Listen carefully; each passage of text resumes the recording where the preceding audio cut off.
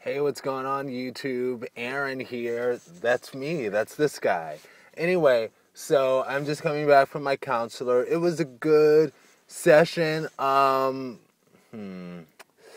He kind of caught me off guard a little bit because he was like, Aaron, you're doing so well. I think we can cut down to once every other week. And I was like, but wait a minute. Like, um, I wasn't I didn't fully agree, just because of the fact that I was like, okay, we haven't even gotten deep into the mom files, as I call them. Um, my mom passed away in 2006. I explained this on another video, but I never uploaded it. But my mom passed away in 2006, and my mom was my best friend, and I never really had a lot of friends. So, like, my mom definitely meant a lot to me and still means a lot to me. And she passed away literally. I came home on a Monday, and I was like, Mom, guess what? I have all my classes together. I'm going to graduate this semester. And literally that, between Friday night and Saturday, ironically, it was January the 13th, which was Friday the 13th, between Friday the 13th and Saturday the 14th of January in 2006, we were driving. Next thing I know, in the middle of the night, we were in an ambulance on the way to the hospital where she was pronounced DOA. And that was a really difficult time for me. But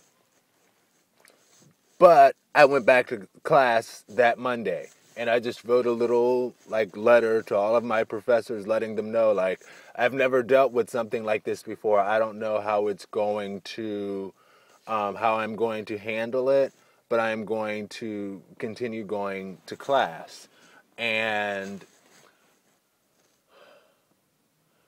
it was, and this is why I do that. Not because I'm an insensitive jerk who's like, your mom just passed away and you're going to go right back to school. It's because my mom was always like, Aaron, I can't wait to see you graduate from college. I really look forward to it, and I'll be so happy to watch you walk across that stage and all of that stuff. And I knew that I still feel like my mom is looking down on me and wants to see me succeed and be the best that I can be, and that's a motivator. And for me, I was like, okay, I have to finish this so I can graduate and she can see me graduate and all of that stuff. So, like, that was sort of on my mind. I was like, I have to just keep going to school. I can't stop. And my mom also, when she was alive, she was always very much a go-getter, very much a get things done kind of woman. She was like, this, if this has to be done, we have to do it. This is the way that it's got to be, etc. And I think that was a big inspiration for me as well in general in my life, because I see a lot of those traits in myself as well. And as it relates to that, I think that showcases that to an extent as well, to the extent that I was like, I have to keep going to school. And it was very difficult for me. And by the way, this video, I guess, is kind of therapy for me a little bit. Opening the mom file, so to speak. And I remember one of my professors told the head of my department, and she called me into a meeting, and she was like, Aaron, so I heard that your mom just passed away like 2 days ago. And she was like, why are you here? And I was like, well, because I feel like the best thing to do is for me to keep on going to school. And honestly, I can't really take the time to think about it. It's a very difficult situation. And literally, while I was explaining that to her, I started bawling tears, uncontrollably. But I still went to school. I graduated, hallelujah. I'm definitely grateful to my family, because if it wasn't for my family, there's no way that would have happened. Like, they took care of the funeral expenses. They helped me out financially and everything. And I'm truly grateful. And I think if it wasn't for my family, there's no way that I would have graduated. I am definitely grateful to my family for that because they made it so I didn't even, beyond the extreme tears and sadness that I felt, I didn't have to. Anyway, I was able to keep going to school physically. And I actually did well that semester, interestingly enough. My mom graduated college with a 3.93, and I didn't quite graduate with the 3.93 by any means. But my last semester, I did a really good job. Honestly, once I switched to communications major and got into a field that I really enjoyed, my grades were just like through the roof. Honestly, I started off at, I don't need to go into all of that, but once I switched my major, my grades were through the roof. But through the time that I was in that other major that shall remain nameless, that sort of brought down my overall GPA. But anyway, once I got to communications, I was pretty much A's across the board, a B here and there. But anyway, so that was a really difficult moment for me. But I never really took the time to grieve, as they say. That's why the professor asked me. She was like, or the head of the department, she was like, "Why are you here?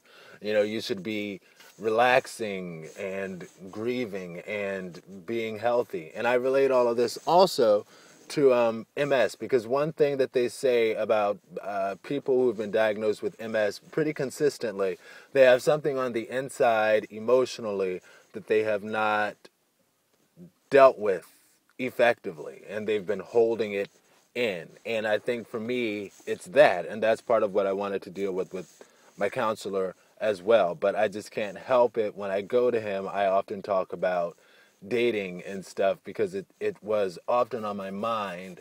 But you know, and also because I'm a tangent-minded person, so I'll go there and I'll just be like, okay, well, let me just ask this one little thing, and then I'll say it, and then he'll give me a response, and I'll be like, well, since he said that, let me ask this one, and next thing you know, we spent the whole time just about talking about dating and stuff.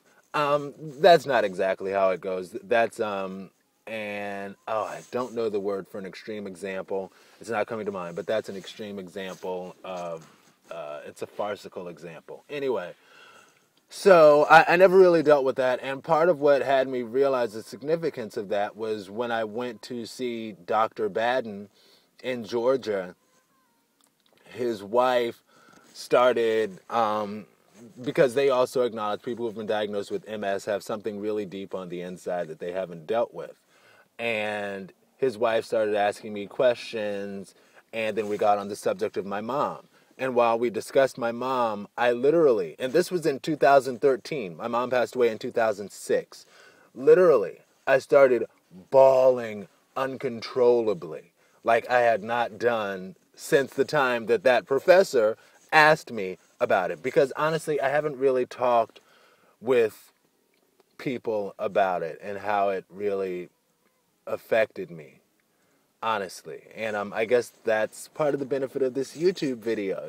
I'm talking about it. And just talking about it with her, I just started bawling tears uncontrollably. And like I said, that was 2013. And that's what had me realize that, there really is something there that needs to be addressed. And that's part of what I went to my counselor about. And I just mentioned that last week. I was like, I really think it's time that we start opening the mom files. So when he was like, I think you're all like really good, so we can cut back to once every other week. That's why it really caught me off guard, because I was like, no, I don't think it's all good. We haven't even opened those files, and he was in agreement. He was like, okay, that's fine. But he was like, as it relates to dating and stuff, he sees that I'm thinking logically about things and critically about things, and he feels that as it relates to that, he didn't totally give me the green light to date. Green light, I don't remember how that song goes. I'm sorry. It was something by Beyonce on the B-Day album. But he didn't give me exactly the green light to date. But he's like, you're a lot better. I feel that you could, step out there, which is what I'm going to do. Lightly tread the waters of the dating world. I don't know how you can lightly tread water without submerging yourself. I'll keep my head above, and I'll do more than that. I'll just get in the shallow end of dating. That's the analogy. I'll get in the shallow end of dating, and yeah, that's what I'll do, you guys. And we'll start opening the mom files. I told him, I was like, okay, so I'm a tangent-minded person, and that's how we often end up, because I'm like, in my mind, I'll just mention one thing about dating, and then we'll get to some, like, other stuff, and it'll become, like, 10 things. So I've said, next time, could we maybe, like, set a timer on how long I talk about dating stuff, and then we'll move on to, like, some other stuff, some more meat. I'm not going to pun on that. There's no need. But anyway, all right, YouTube. I just wanted to share that with y'all, So I'm feeling a lot better. My 4-week challenge is amazing. Hallelujah. I'm very grateful. I'm feeling much better than I have felt in a long time. I'm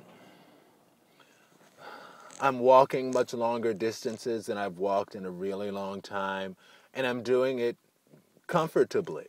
It's not like a big stress like it has been. And I appreciate what the guy said in the video that I talked about before, where he was like, give your body time to heal. I understand that it's a process, but the key is consistency, and I don't remember the other word, but the key is consistency. So that's my goal. Again, it's a 4-week challenge, but it's a 4-week challenge to develop lifetime habit of health and healthiness. Anyway, YouTube, and just in case y'all didn't get the 4-week challenge, because I feel like it's important to share that stuff with people in case you managed to watch this video but not that video. My 4-week challenge is to take all of my vitamins every day.